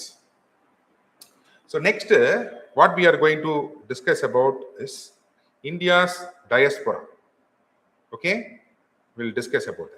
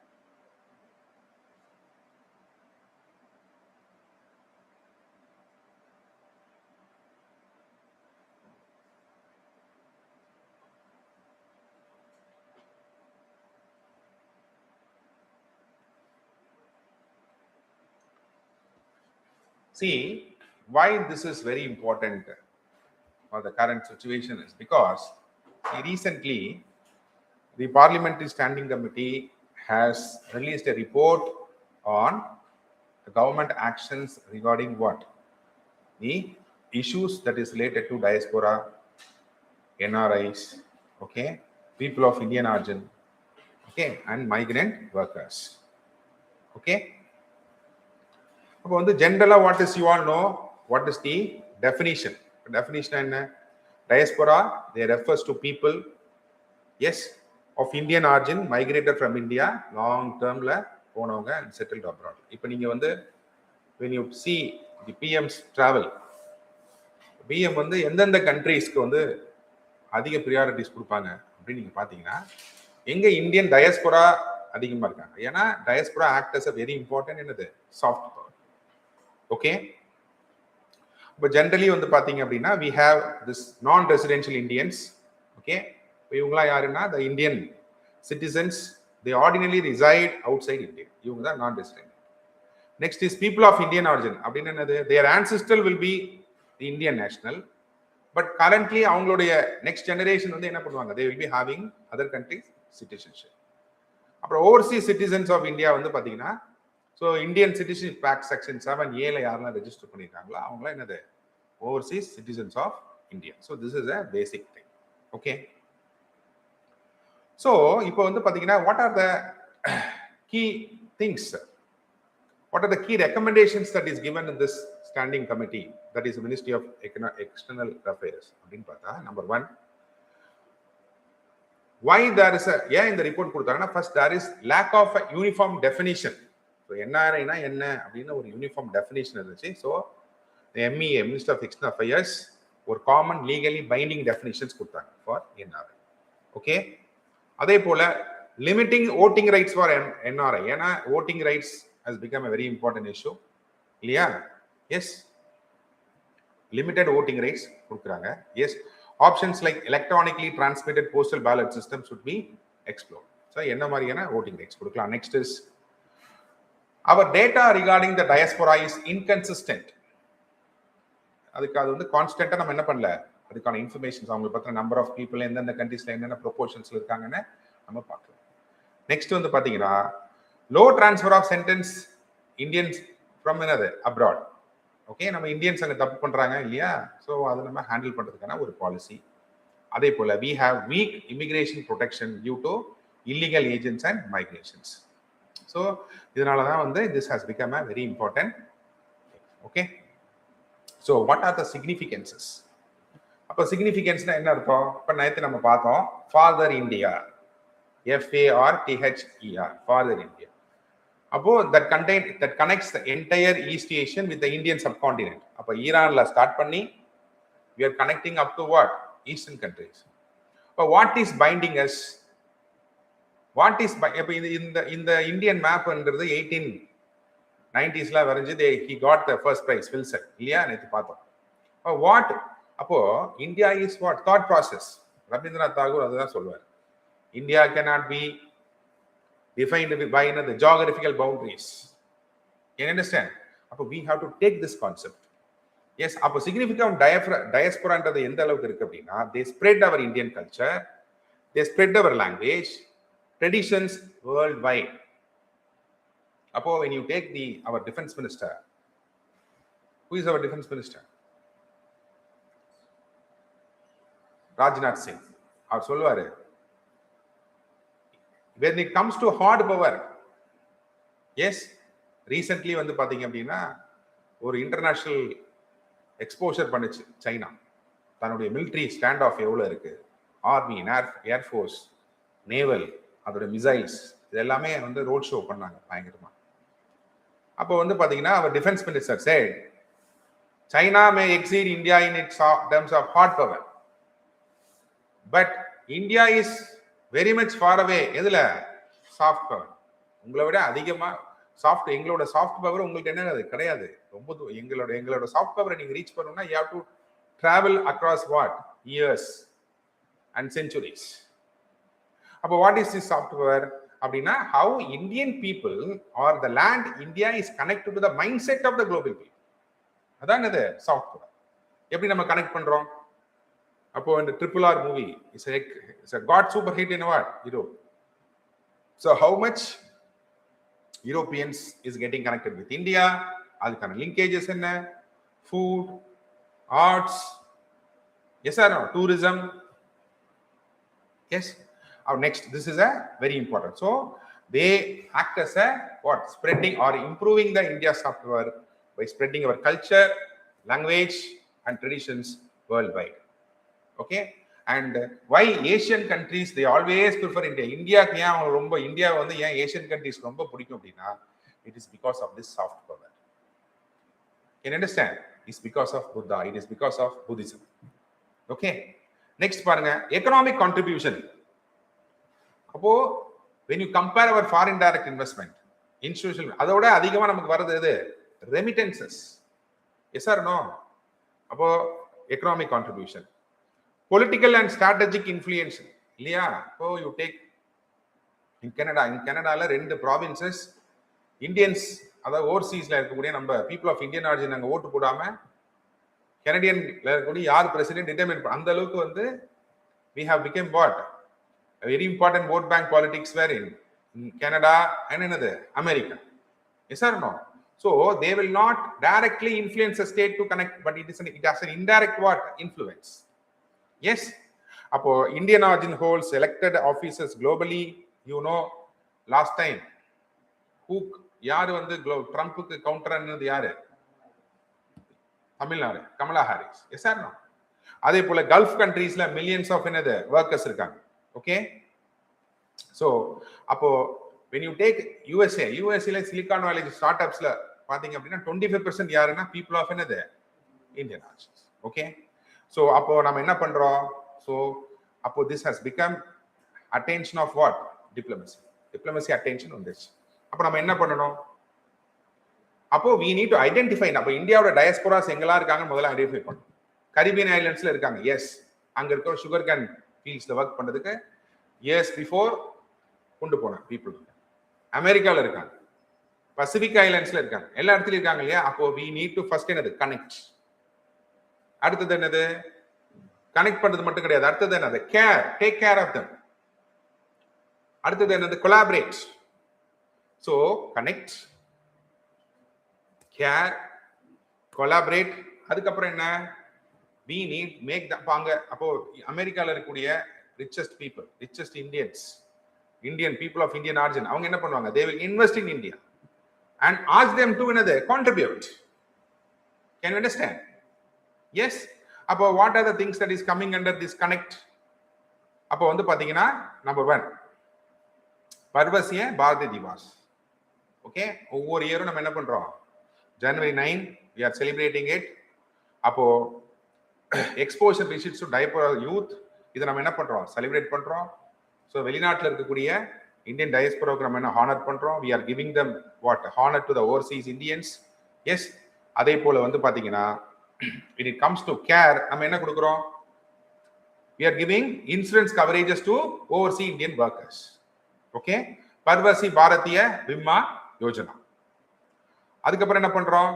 Time bound grievance addresses கொடுக்குறோம். மேட் போர்ட்டல் மூலியமா, MADAD மேட் போர்ட்டல் மூலியமா ஓவர்சீஸ் இந்தியன்ஸ்க்கு என்ன மாதிரியான இஷ்யூஸ் எல்லாம் இருக்கோ உடனே time bound operation is very important இல்லையா? 15 days டைம் ஷெட்யூல் நம்ம என்ன பண்றோம்? சால்வ் பண்றோம். அதே போல மைக்ரேஷன் அண்ட் மொபிலிட்டி அக்ரிமெண்ட்ஸ் நம்ம என்ன பண்றோம்? we are promoting mobility of students and professionals between another countries. This is with respect to what? Care. Care. Next is connect. Next is what? Celebrate. எப்படி celebrate பண்றோம்? we are celebrating functions create பண்றோம். Yes or no? Next பாருங்க contribute. care, connect, celebrate. next என்னது? contribute. okay. contribute என்ன? contribute. so we are giving global Indian experts to be connected with Indian institutions கூட global people வந்து connect பண்றதுக்கான platform நம்ம ready பண்றோம். Vajra scheme, VAJRA. okay. Vaibhav schemes. so these are the schemes. அப்போ how India has to see this diaspora. இந்த டயஸ்போராவை நம்ம எப்படி பார்க்கணும் அப்படின்னா they are the bridge between India and the world. Yes, if you want more integrated collaboration with countries, other countries, so who is the bridge here? It is this diaspora people. So India ku vande we have this asset. இந்த asset நம்ம என்ன பண்ணோம்? We have to structure it, we have to enrich it, and we have to utilize it for the benefits of India. Yes, இப்போ என்ன issue ஆகுது? இந்த diaspora related current affairs issue என்ன? அப்போ diaspora-உடைய asset நம்ம எப்போ ஃபீல் பண்ணோம்னா when we went for a global connect, globalization வந்தப்போ இல்லையா? அப்போ diaspora is seen as a asset. அப்போ இமிகிரேஷன்லாம் ரொம்ப ஈஸியா இருந்துச்சு. And all the countries they welcome the cosmopolitan population. எங்க கண்ட்ரிக்கு வாங்க, நீங்க உங்க கண்ட்ரிக்கு போங்க. அப்போ when there is a globalization, there is internationalization of citizens. Yes or no? Don't call it as Indians. Don't call it as what? American. இப்போ நம்ம எப்படி கூப்பிடுறது? We are human beings. We are international citizens. This was a trend of globalization. அப்போ globalization என்ன பண்ணுச்சு? உன்னோட ethnic ஐடென்டிட்டியை dissolve பண்ணுச்சு, கல்ச்சரை டிசால்வ் பண்ணுச்சு, லாங்குவேஜ் டிசால்வ் பண்ணுச்சு, ஒரு குளோபல் சிட்டிசன்ஷிப் நோக்கி அதை புஷ் பண்ணுச்சு. But what is the current situation today? Economic nationalism. We are Americans, make America great again. பிரிட்டன்ல what Indians are doing in British, what Indians are doing in Ireland. அயர்லாந்துல பாத்தீங்கன்னா Indian students were attacked by the native people. Who what you are doing here? Yes, அப்போ when there was a surgence of what? The economic nationalism. திருப்பி எல்லாமே revival பண்ணுது. எதை? Economic nationalism revive பண்ணும்போது அப்ப countries என்ன பண்ணுவாங்க? they move towards anti-immigration policies. That is today's what? Current affairs. இல்லையா? There was a sharp rise in global anti-immigration policies. Okay? In many parts of the country, anti-immigration policies. One example is H1B visa. Yeah, they have increased the cost of the fee. Yes. அதே போல வந்து பாத்தீங்கன்னா populism. இப்போ Trump என்ன பண்றாரு? Make America great again அப்படின்னு சொல்றாரு. அப்போ லீகலா இமிகிரேட் ஆகிற ரூல்ஸ் அண்ட் ரெகுலேஷன்ஸ் என்ன பண்ண டைட் பண்றாரு, பார்டர்ஸ் என்ன பண்றாரு, டைட் பண்றாரு. Can you understand? எஸ். அப்போ இந்த மாதிரியான ஆன்டி இமிகிரேஷன் பாலிசிஸ் தான் very important. Anti immigration picture நீங்க வரும்னா பிரிக்ஸ் டெஸ்ட். அப்போ Britain they don't want the foreign country people to come there and settle there. So அதனால தான் என்ன பண்றாங்க, the British people when they went for a plebiscite, or you can say that அப்ப BRICS system வந்து யார் vote பண்ணா? அங்க இருக்க பிரிட்டிஷ் சிட்டிசன்ஸ் ஓட் பண்ணாங்க. the government left to the decision of the country left to the decision of the citizens. But everyone they wanted the Britain to be out of European Union. Brexit வேணும்னா ஏன்? because of this anti-immigration mindset. Okay, why? ஏன் இந்த anti-immigration mindsets நான் சொன்னேன்?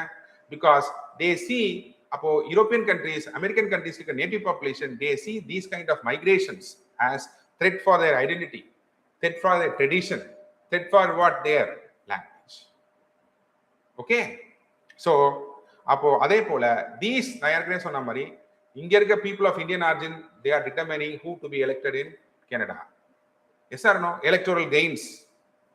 அதே போல வந்து பாத்தீங்கன்னா நிறைய வந்து பேனிக் சிச்சுவேஷன்ஸ் வருது. ஓகே, ஸோ எத்தனிக் வயலன்சஸ் வருது, மிஸ்இன்ஃபர்மேஷன், ஃபேக் நியூஸஸ் வருது. ஓகே, அப்போ இதனால என்ன ஆகுது? மைக்ரேண்ட் பேஸ்டு வந்து கிரைம்ஸ் வருது. அது மட்டும் இல்ல, economic impact. Yes or no? lowers the labor supply, rising cost and slowing growth. Next is aging population issue in what? Japan and European Union. It reducing the workers and increasing what? The dependency. அப்ப European யூனியன்ல இருக்கக்கூடிய கண்ட்ரீஸ்லாம் யாரை depend பண்ணிருக்காங்க? Asian பீப்புளை depend பண்ணிருக்காங்க. Yes or no? அப்போ அங்க வந்து பாத்தீங்கன்னா டெமோகிராபிக் இம்பாக்ட் நடக்குது. நெக்ஸ்ட் பாருங்க, social culture limits multi cultural. இப்போ இந்த மாதிரியான இமிகிரேஷன் பாலிசிஸ் வரதுனால மல்டி கல்ச்சரல் எக்ஸ்சேஞ்சஸ் என்ன ஆகுது? இஷ்யூ ஆகுது இல்லையா? அப்போ இந்த மாதிரியான ஆன்டி இமிகிரேஷன் பாலிசினால countries also getting affected. Yes, அப்போ யூரோப்பியன் ஜப்பான்ல எல்லாம் ஏஜ் பாப்புலேஷன் அதிகமா இருக்காங்க. அப்போ எக்கனாமி என்ன ஆகும்? கம்மியாகும், இமிகிரேஷன்ஸ் இல்லை அப்படின்னா. Yes or no? Next is அப்போ இன்னொன்னு பாத்தீங்கன்னா when you take in US 55% of the startups இவங்கலாம் யாருன்னா யாரு? immigrant founders. Can you understand? அப்போ அங்க இருக்கிற local political heads, அங்க இருக்க business people என்ன பண்ணுவாங்க? They will try to put laws to contain rules and regulations tighten பண்ணி இந்த மாதிரி immigrants வந்து entrepreneurship startups ஆகி அவங்க big economic powerful big அந்த ஊர்ல அந்த கண்ட்ரில வந்து they become a very important business house மாறத என்ன பண்ணுவாங்க? விரும்ப மாட்டாங்க. Yes or no? Yes. So these are all some of the things. எப்படி வந்து இந்தியா வந்து have to handle this, how India can handle this? Again, diplomatic engagement with the host countries. Yes, but we have to talk with countries like US, Australia. எங்களுக்கான legal safeguards எங்களை ஏன் நீங்க கூப்பிடுறீங்க? Because you don't have skilled workers. You are have aged population. அதனால தான் கூப்பிடுறீங்க. But என்ன நடக்குது? attacks on Indians. அதுக்கான legal safeguards என்ன பண்ணணும்? ensure பண்ணணும். Yes, India has to work to break the stereotypes on what? On Indians. புரியுதா இல்லையா? பாத்தீங்கன்னா by 2050 20% of the global workforce, young workforce எங்க இருந்து போக போறாங்கன்னா to the whole world, the 20% of the youngest workforce is going to become from where? India. அப்போ world countries நம்ம என்ன பண்ணணும்? We have to break the stereotypes on Indians. See, we are going to a workforce for near future. Yes or no? Don't have that another mindset. The mindset anti-Indian mindset வைக்காதீங்க. These Indians are going to serve the whole world in another 15-20 years. Can you understand? Yes. Next is strengthening the domestic pipelines. Okay. And வந்து பாத்தீங்க அப்படின்னா மிஸ்இன்ஃபர்மேஷன்ஸ் Indians பத்தின மிஸ்இன்ஃபர்மேஷன்ஸ் அப்படிதானே? இப்போ பார்த்தீங்க யூரோப்ல வந்து பாத்தீங்கன்னா என்ன பண்ணுவாங்க? சைனா பத்தின மிஸ்இன்ஃபர்மேஷன் கொடுப்பாங்க. எஸ். இப்போ கொரோனான்றது எதனால வந்தது அப்படின்னா சைனீஸ் வந்து என்னத்தையோ சாப்பிட்டாங்க. they eat everything, that is why it came from China. அப்படி கிடையாது. கொரோனா எங்கேருந்து லீக்கேஜ் ஆயிருக்குன்னு சஸ்பெக்ட் பண்றாங்க அப்படின்னா ஒரு வைராலஜி ரிசர்ச் சென்டர் இருக்கு எங்க? சைனால. அதுல இருந்தா லீக் ஆயிடுச்சு. But you know that virology department, that research centre is owned by USA. US தான் அங்க ரிசர்ச் பண்ணது. யூஎஸ் தான் அதோட என்னது owner. But the whole world thinks that corona வந்து சைனால வந்துச்சு. But that is a natural evolution. இந்த மாதிரி இதே மாதிரி இந்தியன் பத்தின மிஸ்இன்ஃபர்மேஷன்ஸ் வேர்ல்ட் ஃபுல்லா இருக்கு. ஃபேக் நியூஸஸ் இருக்கு. அதை நம்ம என்ன பண்ணணும்? இப்போ ரீசெண்டா ஆஸ்திரேலியால பாத்தீங்கன்னா சீக்ஸ் பீப்புள் வந்து they went for a procession. அதுக்கு அகைன்ஸ்டா அங்க இருக்கக்கூடிய கிறிஸ்டியன்ஸ் வந்து என்ன பண்றாங்க? கன்ஃபர்ம் பண்றாங்க. நியூசிலாந்துல அங்க இருக்கிற லோக்கல் எத்தனிக், அவங்க பேர் வந்து what is the name? It starts with இப்போ ரீசெண்டா அவங்களோட பார்லிமெண்ட் மெம்பர் கூட வந்து பாத்தீங்கன்னா they have sung their song. So they started converting with Indian religions. So இந்த மாதிரியான இஷ்யூஸ்லாம் இருக்கு. So India has to start its diplomatic engagement for legal safeguards of the migrant workers there, and we have to work a lot to break the stereotypes. Okay. Yes. So with this we shall conclude today's class. Yes. It's in the next class.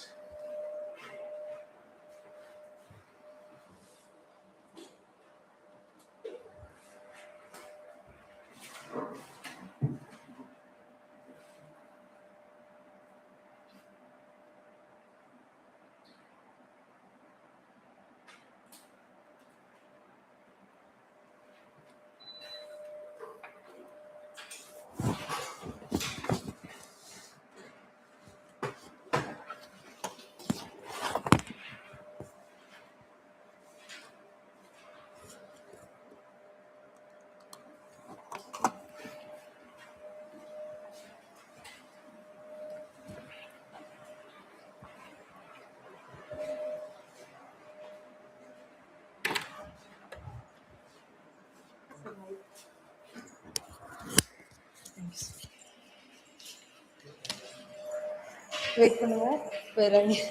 Book